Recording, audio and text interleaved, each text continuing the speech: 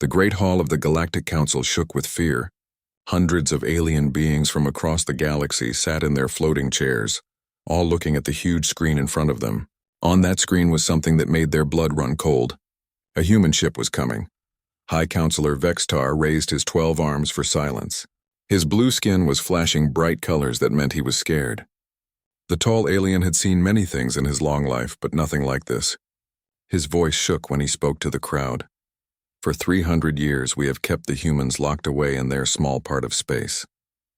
We did this for good reasons. When we first met them, we learned things about humans that made us afraid. They are not like us. They are not peaceful. They make weapons out of everything. They turn science ships into warships. They fight each other even when they have no reason to fight. Dr. Kethara stood up from her seat. The small gray alien was the best mind doctor in the galaxy. She had studied human behavior for many years. Her report about humans was why the council decided to lock them away. She walked to the front of the room and began to speak. Every other race in the galaxy became peaceful when they learned to travel between stars. It took us thousands of years to build the ships that could cross space. We worked together. We shared our knowledge. We made friends with other races. But humans are different. They built starships in less than 100 years. They did it by competing with each other. They did it by making better weapons than their enemies. The room was very quiet. Every alien in the hall knew these facts, but hearing them again made them scared. Dr. Kethara continued her speech. She pointed at the screen that showed the human ship getting closer to their space. Look at this ship. Our computers cannot understand what it is made of. It has weapons that we have never seen before. The energy coming from it is stronger than our biggest warships. But this is not the worst part. The worst part is that this might not be the only ship they have. Our spies tell us that humans call this ship part of their first battle fleet. That means they have more ships like this one. Ambassador Ythogra jumped up from his chair. The big alien had arms like tree trunks and a voice like thunder. He was from a race that used to fight wars long ago, before they joined the galactic family. He was angry and scared at the same time. We should attack them now. We should send our whole fleet to destroy this human ship before it can reach our worlds. We have 3,000 ships. They have one ship. Even humans cannot win against those numbers. We must act before they bring more ships to fight us. But other aliens in the room did not agree. They had read the reports about human wars. Humans did not fight fair. They used tricks. They used the space around them as weapons. They made traps. They hit enemies when they did not expect it. Even if the galactic fleet had more ships, fighting humans would be very dangerous. High Counselor Vextar looked at the screen again. The human ship was still coming toward them. It was not slowing down. It was not asking for permission to enter galactic space. It was just coming like it had every right to be there. This was exactly the kind of behavior that made the council afraid of humans in the first place. The computer voice filled the room with bad news. The human ship had crossed into galactic space. It was now inside the area where galactic law said no human ships could go. But the ship did not stop. It did not turn around. It kept coming toward the heart of galactic civilization. Dr. Kethara spoke again, but this time her voice was very quiet. She was looking at her computer screen, reading new information about the human ship. What she saw there made her face turn white with fear. The ship is sending out signals. It is scanning our defense systems. It is learning about our weapons and our shields. This is not a ship that came here to talk. This is a ship that came here ready to fight.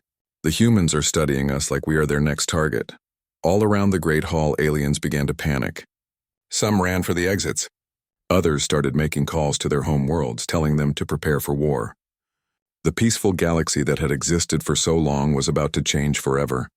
High Counselor Vexitar made the decision that would change everything. He pressed the big red button on his desk that had never been used before. All across the galaxy, emergency signals went out to every world and every ship. The message was simple and terrible. This is a galaxy-wide emergency. All military ships must come to the capital system immediately. The human quarantine has been broken. We are now at war. May the stars help us all. As the emergency message spread across space, the human ship kept coming. It did not care about galactic law. It did not care about the 300 years of quarantine. It was coming to the heart of the galaxy, and nothing was going to stop it. The age of human isolation was over, and the galaxy would never be the same again. Admiral Kate Morrison stood on the bridge of her ship and looked out at the stars. The Iron Will was the biggest and strongest ship that humans had ever built. Every part of it was made for war. Every wall was thick metal that could stop enemy weapons. Every room had backup systems in case the main systems failed. Every person on the ship carried a weapon, because humans always expected trouble. Kate Morrison was not a tall woman, but everyone on the ship was afraid of her. She had fought in wars that most people had never heard of. She had seen humans at their worst and at their best. She knew that sometimes the only way to keep peace was to be ready for war. That was why she was here, flying toward the alien capital with the most dangerous ship in human space. Commander Jake Stevens walked up to her with a report in his hands. Jake was a young man with quick eyes and a sharp mind. He had studied alien ships for years, learning their weak points and their strengths. He knew more about alien military technology than any other human alive. "Admiral, our sensors are picking up a lot of alien ships heading our way.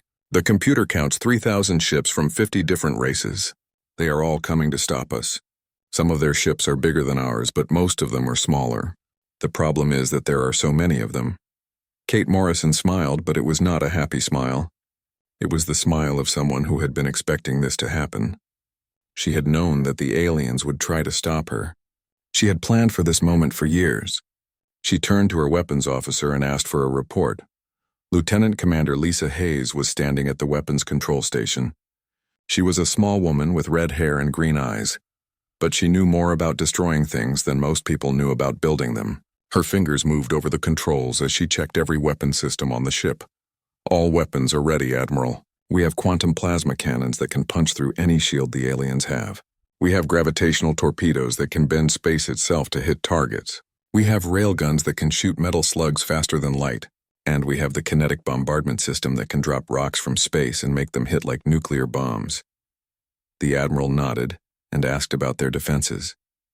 Lisa Hayes smiled as she told her about the Iron Will's protective systems. The ship had armor that could learn from each hit and get stronger. It had shields that could stop almost any weapon.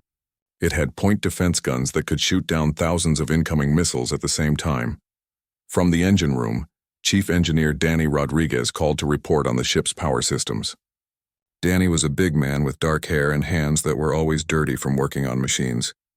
He had built engines that could push the Iron Will faster than any alien ship could go. "Admiral, our fusion quantum drive is working perfectly. We can accelerate, turn, and stop faster than anything else in space. The G-forces would kill most aliens, but our crew has been modified to handle the stress. We can do things that will make alien pilots sick just watching us." Admiral Morrison looked at the screen showing the alien fleet approaching them. 3,000 ships against one human ship. Most people would think those were bad odds, but humans had learned long ago that numbers did not always win battles. Sometimes the person who was willing to fight the hardest would win, even if they were outnumbered. She made her decision quickly, the way humans always did when they were in danger. Instead of waiting for the alien fleet to surround her ship, she would go to them. She would fly straight to the alien capital and make them chase her. If they wanted to talk, they could do it while trying to keep up with her ship. If they wanted to fight, she would give them a war they would never forget. "All hands, this is the Admiral. We are going to show these aliens what humans can do. We are flying straight to their capital. They can try to stop us if they want, but they will learn that humans do not give up and humans do not back down. Prepare for combat operations." The Iron Will's engines roared to life with power that shook the whole ship. The fusion quantum drive pushed out energy that could light up a small star. The ship accelerated toward the alien capital at speeds that made space itself bend around them.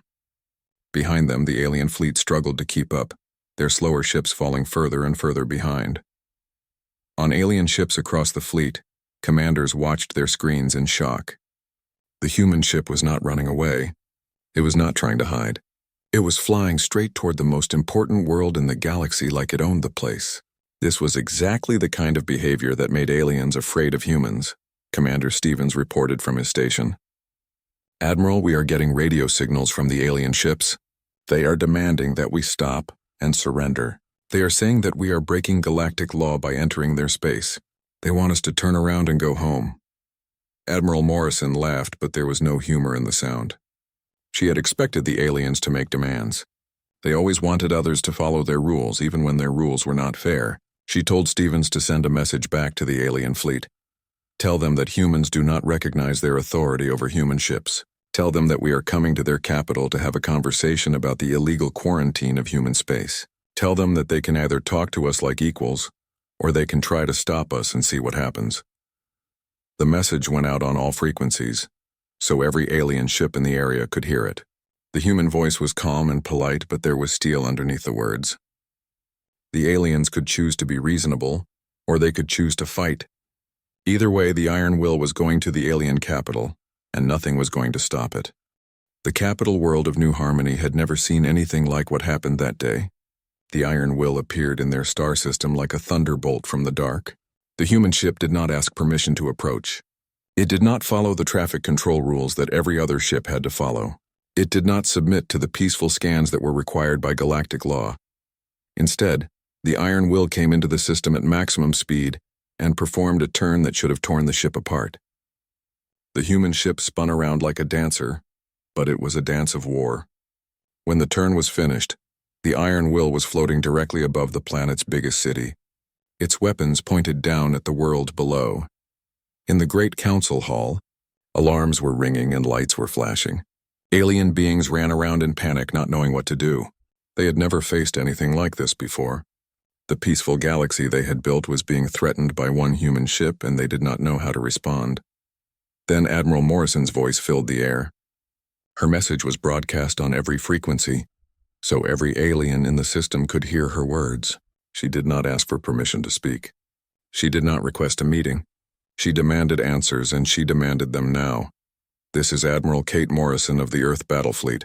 I want to know why humans have been locked in a quarantine for 300 years. I want to know who gave you the right to make that decision. I want to know why you think you can control where human ships can go. You have 5 minutes to start giving me answers. High Counselor Vextar's hands were shaking as he tried to respond. He had been a diplomat for hundreds of years, but he had never dealt with anyone like this human admiral. Her voice was calm, but there was danger in every word. She was not asking for a favor. She was making demands. Admiral Morrison, we are the Galactic Council. We have maintained peace in this galaxy for thousands of years. The quarantine was put in place for the safety of all species, including humans. We invite you to come down to our planet so we can discuss this matter in a civilized way. The Admiral's laugh came through the speakers, and it made every alien in the room feel cold. It was not a happy laugh. It was the laugh of someone who had heard too many lies and was tired of listening to them. Civilized? You locked an entire species away from the rest of the galaxy, and you call that civilized? You decided that humans were too dangerous to be allowed to travel freely. But you never asked us what we thought about that. You made us prisoners in our own part of space, and now you want to talk about civilization? Dr. Kethara tried to explain the Council's position. She spoke in the soft, reasonable voice that had convinced so many other species to join the galactic community, but her words seemed weak when compared to the human admiral's direct questions. Admiral Morrison, humans are different from other species. You solve problems with violence. You make weapons out of tools. You compete instead of cooperating. We thought it would be better for everyone if humans had time to become more peaceful before joining the galactic community. Admiral Morrison's response was quick and sharp. So you decided to make that choice for us? You decided that humans needed to change before we were good enough for your galaxy? Well, let me tell you something about humans. We do not change for anyone. We are what we are, and if you do not like it, that is your problem, not ours. Ambassador Ythogra could not stay quiet any longer. His big voice boomed through the council chamber as he tried to threaten the human admiral. He forgot that threats only worked when the other person was afraid of you. Human, you are in our space with one ship. We have 3,000 ships on their way here. You will surrender now or we will destroy you. You cannot fight an entire galaxy and win. There was silence for a moment. Then Admiral Morrison spoke again, and this time her voice was deadly quiet. Everyone in the council chamber felt their blood turn cold when they heard her words. Ambassador, I want you to understand something very clearly. This is not the only human ship. This is the first ship of Earth's battle fleet. If you destroy me, 100 more ships like this one will come to find out what happened to me, and they will not be as polite as I am being right now. The Admiral continued speaking, and with every word, the aliens in the council chamber became more afraid. But humans are reasonable people. We do not want to fight you. We want to trade with you. We want to learn from you. We want to be part of this galactic community. But we will do it as equals, not as prisoners. Then Admiral Morrison did something that no one expected. She broadcast a message to every world in the galaxy. Every alien on every planet heard her words at the same time. She spoke directly to billions of beings, and she told them exactly what humans wanted. People of the galaxy, this is Admiral Kate Morrison of Earth. Humans want to be your friends. We want to trade with you. We want to share knowledge with you. We want to help protect you from any threats that might come from outside our galaxy. But we will not be controlled. We will not be contained. We will not be told where we can and cannot go. The message continued, and every alien listening could hear the steel in her voice. If you want peace with humans, you will have peace. If you want trade with humans, you will have trade. If you want to be our allies, you will find no better friends in the galaxy. But if you threaten us, if you try to control us, if you try to cage us again, you will learn why humans survived 300 years of isolation. The transmission ended with something that made every military commander in the galaxy feel sick with fear. Admiral Morrison sent out the complete technical specifications of the Iron Will's weapon systems. Every alien scientist who saw those numbers knew immediately that human military technology was far beyond anything they had imagined. The quarantine had not weakened the humans. It had given them 300 years to prepare for war. The galaxy split in two after Admiral Morrison's message. The older alien races, the ones who had been in charge for thousands of years, saw humans as a threat to everything they had built.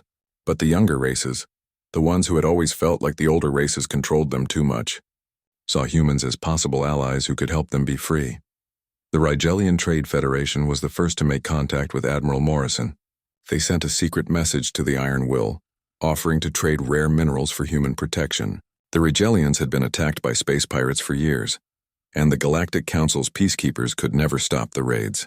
They thought maybe the humans could do what the Council could not. But not everyone wanted to be friends with humans. The hegemony of worlds was led by the Krexari, a race of big, strong aliens who had been the galaxy's warriors before the peace began.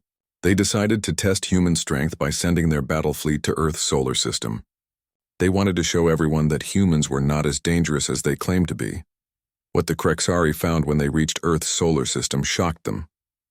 The humans had not been sitting quietly during their 300 years of quarantine. They had been building defenses. The entire solar system had been turned into a fortress that could destroy any enemy fleet that came too close. Captain Nick Parker was waiting for them in his ship, the Defiant. Nick was a quiet man with gray hair and steady hands. He had fought in battles that most humans never heard about, defending human space from threats that came from the dark between stars. His ship was smaller than the Iron Will, but it was just as deadly. The Krexari fleet commander, war leader Thakmor, sent a message to Captain Parker. He demanded that the humans surrender and accept Galactic Council authority. He said that his fleet of 200 ships could destroy any human defenses and take control of Earth. Captain Parker's response was calm and polite, but there was iron in his words. War leader, you are in human space without permission. You have threatened human worlds. I am giving you one chance to turn around and leave. If you do not take this chance, I will show you why humans have survived 300 years alone in this part of space. Thakmor laughed at the human captain's warning. The Krexari had conquered dozens of worlds with their powerful fleet. One small human ship could not stop them. He ordered his ships to attack, expecting an easy victory that would prove human weakness to the entire galaxy. What happened next changed how every alien in the galaxy thought about war. Captain Parker did not try to fight 200 ships at once. Instead, he led them into the solar system, where human defenses were waiting. The asteroid belt had been turned into a minefield. The moons around Jupiter had railguns hidden on their surfaces. Mars had orbital weapons platforms that could track enemy ships from millions of miles away. The Defiant moved through the solar system like it was dancing, leading the Krexari ships into trap after trap. When alien ships tried to follow, they ran into hidden mines. When they tried to spread out, automated defense systems attacked them from multiple directions. When they tried to retreat, they found that humans had blocked their escape routes. Dr. Maria Santos watched the battle from a research station near Pluto. Maria was a scientist who studied how different alien races behaved. But she had never seen anything like this before. The alien ships were not just being defeated. They were being hunted by an entire solar system that had been turned into a weapon. Maria's computers were recording everything, and what they showed her was amazing. The alien crews were not just afraid of losing the battle. They were afraid of humans themselves. These aliens came from peaceful worlds where no one had been a predator for thousands of years. But humans had never stopped being predators, and the aliens could feel it in their bones. War leader Thakmor realized too late that he had made a terrible mistake. His ships were being destroyed one by one, not by superior numbers but by superior tactics. The humans fought like they expected the universe to try to kill them, because in their experience it usually did. They had plans for every possible attack, and backup plans for when those plans failed. The battle ended when Captain Parker's ship appeared next to Thakmor's flagship. The Defiant had somehow gotten through all the alien defenses without being detected. Parker's weapons were pointed at the Krixari command ship, and his message was simple. War leader, you came here to test human strength. Now you know what humans can do when we defend our homes. Take your remaining ships and leave. Tell everyone in the galaxy what you learned here today. Tell them that humans do not start wars, but we always finish them. Thakmor's fleet retreated with less than half their ships remaining. The survivors carried recordings of the battle that spread throughout the galaxy. Every alien military commander who saw those recordings understood the same thing. Humans did not fight like other species. They fought like the entire universe was their enemy, and they were determined to survive no matter what the cost. Dr. Santos sent her report to research stations across the galaxy. Her findings were simple but terrifying. Humans were apex predators who had never stopped being predators. Every other species in the galaxy had evolved past the need to hunt and kill, but humans still carried those instincts. When aliens looked at humans, their ancient prey instincts woke up and told them to run. But the most important discovery was this. Humans were not evil. They were not monsters. They were protectors who would fight anyone who threatened the things they cared about. The galaxy had spent 300 years being afraid of human violence, but they had never asked what humans used that violence to protect. Now they were beginning to understand. 6 months passed since Admiral Morrison arrived at the galactic capital. The galaxy was a different place now. The Galactic Council still met in their Great Hall, but everything had changed. Earth was now a member of the Council, and the Iron Will still floated above New Harmony like a steel reminder of human power. Admiral Morrison attended every council meeting, but she did not sit in the comfortable chairs like the other ambassadors. She stood on the bridge of her ship and appeared as a hologram in the council chamber. Her presence alone was enough to end most arguments before they started. Aliens had learned that humans preferred to act instead of talking forever about problems. The changes were not just political. Human technology was spreading across the galaxy, making life better for everyone. Chief Engineer Rodriguez's fusion quantum engines were being built by peaceful species who wanted to travel faster between stars. Human defensive systems were protecting alien colonies from pirates and raiders, who had been a problem for centuries. Most importantly, human military tactics were teaching other species something they had forgotten. Peace was not kept by being nice to everyone. Peace was kept by being strong enough to defend the things that mattered. Some aliens did not like this lesson, but they could not argue with the results. Then something happened that changed everything again. The long-range sensors at the edge of the galaxy detected something terrible. A huge fleet of unknown ships was coming toward the Milky Way from the empty space between galaxies. These ships did not answer any radio calls. They did not slow down when they entered galactic space. They just kept coming. Dr. Cathara was the first to identify what they were facing. She had studied the records of ancient galactic history and found references to something called the Void Swarm. These were creatures from outside the galaxy that consumed entire worlds, leaving nothing behind but empty space. They had been gone for thousands of years, but now they were back. The Galactic Council tried to handle the crisis the way they always had. They sent peaceful ambassadors to make contact with the Void Swarm. They offered trade agreements and cultural exchanges. They tried to negotiate and find a solution that would make everyone happy. The Void Swarm's response was to destroy the ambassadorships and continue their advance toward populated worlds. High Counselor Vextar called an emergency meeting. All the alien representatives gathered to discuss what to do about this new threat. They talked for hours about diplomatic solutions and peaceful resolutions. They made committees to study the problem, and subcommittees to study the committees. But while they talked, the void swarm kept getting closer to the first inhabited worlds. Admiral Morrison listened to the debates for exactly 1 hour. Then she stood up in her holographic form and spoke to the council.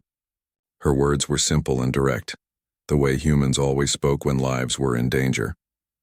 Counselors, you have spent an hour talking about a problem that will destroy entire worlds if we do not act immediately.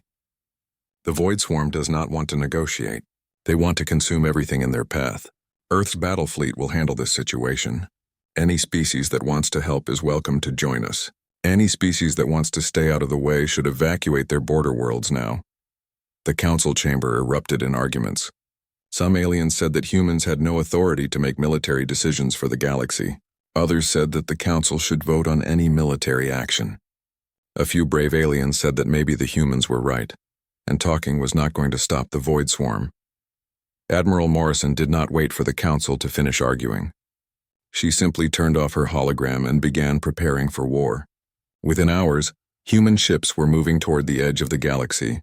The Iron Will led a fleet of ships that most aliens had never seen before. Earth's battle fleet was much bigger than anyone had imagined. The war against the Void Swarm lasted 3 months. It was the first real war the galaxy had seen in thousands of years. Human ships fought with tactics that aliens could barely understand. They used the gravity of stars as weapons. They turned asteroids into missiles. They fought in 3 dimensions while their enemies were still thinking in 2. Captain Parker's ship, the Defiant, destroyed an entire Void Swarm hive ship by flying inside it and detonating a quantum bomb in its core. Commander Stevens led a squadron of fighters through a black hole to attack the enemy from behind. Lieutenant Commander Hayes invented a new type of weapon that could punch through Void Swarm armor, like it was paper. When the war was over, the galaxy was safe. But it was also forever changed. The aliens who had been afraid of human violence now understood what that violence protected. Species that had spent centuries avoiding conflict were signing up to train at human military academies. The peaceful galaxy had learned that sometimes peace required warriors. The old quarantine zone around Earth became a pilgrimage site. Young aliens came from across the galaxy to study human history and learn about survival. They wanted to understand how one species had stayed strong while everyone else became weak. They wanted to learn the lessons that their peaceful societies had never taught them. Admiral Morrison made her final log entry about the war while sitting in the captain's chair of the Iron Will. Her words were recorded and sent to every world in the galaxy, so future generations would understand what had happened and why. We did not ask to be the galaxy's guardians. We did not want to be the ones who had to fight the monsters in the dark. But when the choice was between letting innocent people die and doing what needed to be done, there was no choice at all. Humans will always choose to fight for those who cannot fight for themselves. The galaxy spent 300 years trying to contain our violent nature. They thought that violence was always evil, always wrong. But they learned that sometimes violence is the only thing that stands between civilization and chaos. Sometimes the most dangerous thing in the galaxy is also the most necessary. The Iron Will remained in permanent orbit above New Harmony, no longer as a threat, but as a promise that someone was watching, a promise that someone would always be ready to fight for peace, a promise that the galaxy would never again face its enemies alone. And in the depths of space, human ships patrolled the borders of known civilization, watching for new threats and keeping the darkness at bay. The galaxy had finally learned the most important lesson that humans could teach. Peace is not the absence of conflict. Peace is having someone strong enough to keep the wolves away from your door.